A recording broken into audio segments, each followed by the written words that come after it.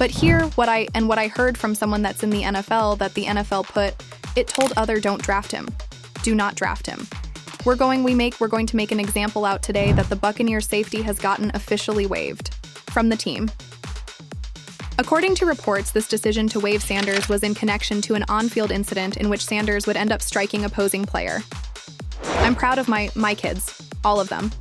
And I prepared my kids for any and everything that could possibly happen in life and in sports. That's Eric Dickerson just exposed an ugly truth about Shiloh Sanders getting waived by the Buccaneers. And if what he's saying is true, it explains a lot about why Deion Sanders' sons keep catching hell from the NFL. In case you missed it, within the span of just 1 week, both Shiloh and Shador were in headlines for all the wrong reasons. Shiloh was ejected from a preseason game for swinging on another player, and then less than 24 hours later, the Bucs waived him. Meanwhile, Shador got beat down in a preseason game, sacked 5 times in basically one half, benched, and now on top of all that, the media is already pushing the narrative that Shador doesn't even deserve to be on the team. Couple days, 3 days until roster cutdowns. How do you feel about that? Do you feel like you have a you belong here on this team? Obviously, now to the casual fan, that just looks like 2 young players struggling to adjust to the league. But Eric Dickerson is saying something way bigger is going on behind the scenes. According to him, the league wanted this. He claims that the NFL is deliberately blackballing the Sanders family because they don't like the way Coach Prime moves, talks, and disrupts the system. And if you've been following football long enough, you already know that this fits a pattern. We've seen the league shut out players who don't fall in line. We've seen the inmates running the prison comments. We've seen the plantation vibes.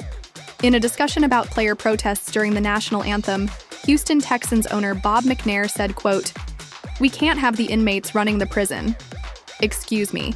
So let's break down what happened with Shiloh, what's going on with Shador, what exactly Dickerson said, and how this all ties into the bigger, uglier truth about the NFL.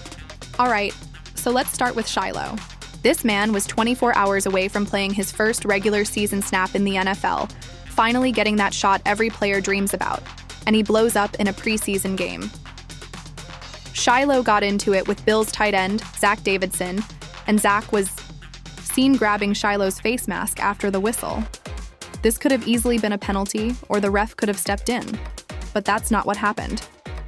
Instead, Shiloh threw a punch and instantly Zach turned on the victim mode. Now, fights like these aren't new.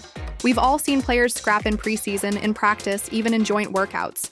And usually it's a fine or maybe a short suspension, and everybody moves on. But Shiloh received different treatment, and less than 24 hours later, he was waived by the Tampa Bay Bucs. And Tampa Bay coach Todd B.S. didn't even try to defend Shiloh. He addressed the incident after Tampa Bay's 23-19 loss, and all he had to say was that what Shiloh did was inexcusable. Meanwhile, he made no mention of Zach Davidson starting the altercation. What'd you say to Shiloh Sanders after that ejection? Well, you can't throw punches in this league. I mean, that's inexcusable. They going to get you every time. Got to grow from that. And then what did you say to the officials after that? It looked like you were possibly trying to argue with talking about another play.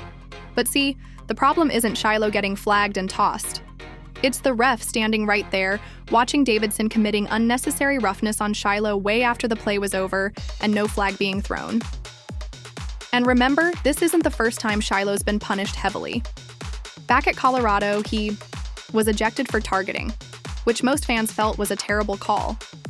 And now in the NFL, one bad preseason moment, and Shiloh's out the door for defending himself. Meanwhile, Zach Davidson wasn't even whistled for a penalty, which clearly should have happened long before Shiloh even threw his punch. And get this, Davidson later denied provoking Shiloh and claimed Shiloh just got mad for getting blocked. And even just the way reporters asked Davidson about the incident and framed it as if he had no part in that ejection. Yeah, the whole thing is so unfair, and you don't even have to be a Shiloh Sanders fan to see it. To that moment with Shiloh, where it felt like you kind of were just finishing your block through the play, and he just felt some sort of way about it. Yeah. Something on the backside of screens we preach is the guy on the backside making the touchdown block. I was just chasing the far deep TB and, trying to finish through the wind whistle, and he had a little bit more to say. Did you say to him, "You're too small"? I didn't say anything. I may have gestured something, but if you get mad for getting blocked, I can't really control what he does. So, knowing all this, you really can't blame fans for saying the NFL is sabotaging Shiloh on purpose, because none of this is making any sense. One fan on X said very clearly a setup. The players were instructed to solicit an attack. The refs were instructed to wait for it. The ref watched the whole thing and only threw the flag once there was retaliation. And someone else wrote, "The league is conspiring against that family."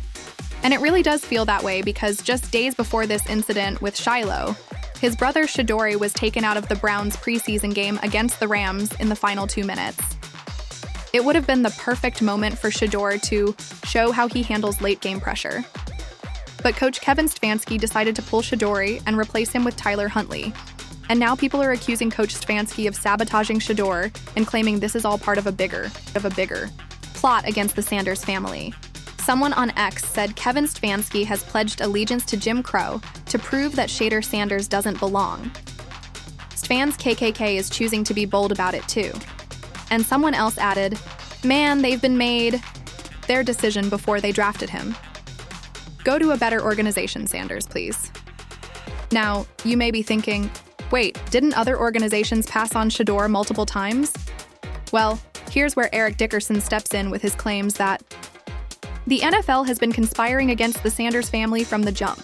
Dickerson claimed that he heard from a very reliable source at the NFL that the league directly told teams not to draft Shador because they wanted to make an example out of him. But what I heard from someone that's in the NFL, that the NFL told other, don't draft him. Do not draft him. We're going to make an example out of him. And this came from a very good source. A very good source. And he said that, I won't say who, somebody called the Cleveland Browns and said, "Don't do that. Draft him." Really? Yep, draft him. Don't do that. Because they weren't going to draft him either. They weren't going to draft him. And this isn't the first time we've heard this angle. Remember, Mike Florio also alluded to the NFL trying to humble Shador because he didn't bow down and kiss their ass. The fact that he shouldn't have been pick number 144, it's a subtle repudiation of the attitude that teams have when the draft rolls around. Yeah, that the players should all line up and bow down to the statue of the NFL draft. We're going to deify the draft because how dare you treat the process other than your lips on our ass. If you dare deviate from the process of your lips on our ass, you will pay for it, even if it hurts us. Because collectively and individually, we ignore the talent to send you a message so others will know when the time comes for the pre-draft process. Take your lips and put them on our ass, because that's why he fell. He treated it like he was being recruited, not like he was being interviewed. Well, sucks for the teams that allowed that to keep them from drafting a guy who clearly is more talented than pick number 144. Doesn't matter. It's talent. And that's the thing. People allowed all that other stuff to get in the way of the talent. And they want to send this kid a message because they don't want people to have power. So many of the threads, Chris, of all the stuff we're seeing now in the NFL is about power and about showing power to the players. The teams have the power, the league has the power, the players don't. When they try to show it, they're getting screwed. Now, to be fair, not all fans agree with this. Some are saying that Eric Dickerson is not a reliable source considering his own personal beef with the NFL.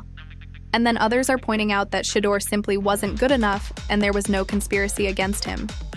In fact, Daniel Kelly, a former NFL scout with the New York Jets, addressed this on X and even included a link to Shador's pre-drafting report. Kelly wrote in the caption, "I did the work on Shador Sanders pre-draft. I put an undraftable free agent grade on him. Bottom line, he wasn't good enough and he's not good enough. He didn't show the skill set or the mindset that's needed to transition to the NFL and be successful at the quarterback position. He hit his ceiling at Colorado. He's the most hesitant quarterback I've ever evaluated. He had more character red flags than any prospect I've ever evaluated. All the details, including all the game film evidence, the character stuff, all of it is in this pre-draft scouting report. And if you read the report, this is what it says about Shador. Tough, athletic, resilient, low-ceiling prospect with decent arm strength. Takes a while to get revved up in the games. Less confident against higher-ranked opponents, goes into a shell. Couldn't speed up his process when necessary. Prone to fumbling snaps. Good behind the line of scrimmage mobility. Can reset the pocket. Eyes downfield, poised, 1 to 2 reads. inconsistent progressions, tends to pat, lock, and release, telegraphing. The timing and ball location, limited trust in receivers. Hesitation is ingrained in him. Questionable how well he sees the field. But some fans are still convinced that this isn't just about Shador not being good enough, and they're claiming the NFL clearly has an agenda against the Sanders family. And it looks like a lot of people believe this is tied to Deion and the way he raised his sons to know their value. One fan commented, "As a Black Marine Corps veteran and single father who raised the son from the South, for me it is a tale as old as time. It is a systemic epidemic of white America to take issue with any Black man who is present and active in their children's lives and shows them how to be confident and view themselves as equal to white men. It is clear to anyone at this point the obvious actions of implicit bias and microaggressions, along with the blind bias being used by the NFL to derail the success of these young kings. This is not new. History would definitely repeat itself again sooner than later. I would love to see accountability for their actions, but I won't hold my breath." Now, the good news is that Deion is not letting this get to him. When asked about Shiloh getting waived, Deion said he's not worried because his sons will be good regardless with or without the NFL. But now, I want to hear your thoughts on all this. Do you think the NFL is really setting up the Sanders boys because they won't bow down to the league? Is it because the NFL knows that they need Deion's sons more than Shiloh and Shador need the league? Leave all your thoughts down below and I'll catch you in the next video.